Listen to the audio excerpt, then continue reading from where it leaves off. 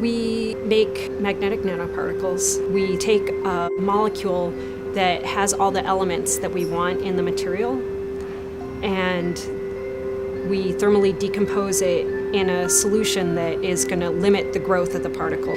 So we make sure that that decomposition forms the material that we want, and the solvent actually forms a cap around the material.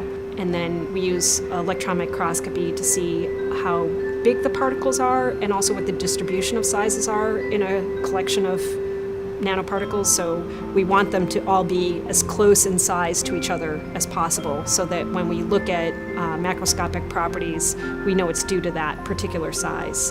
And then we go to GW to do some magnetic measurements. There are two motivations for looking at the materials that we look at. One is data storage.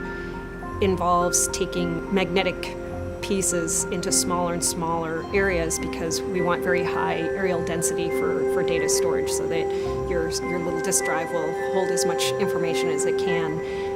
The other area that we look at is to take this little tiny piece of magnetic material and design it so that it will influence some relaxation properties of water, which is an important tool in magnetic resonance imaging. So when people want diagnostic image of the body, one of the options is MRI, and in about 30% of them, there's some paramagnetic material that's added to enhance the difference between what's healthy and what's not healthy.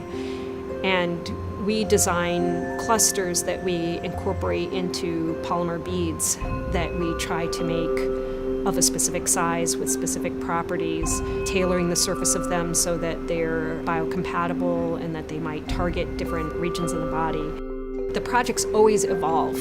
Whatever you set out to do on day one is not how you're thinking about things a year later by any stretch.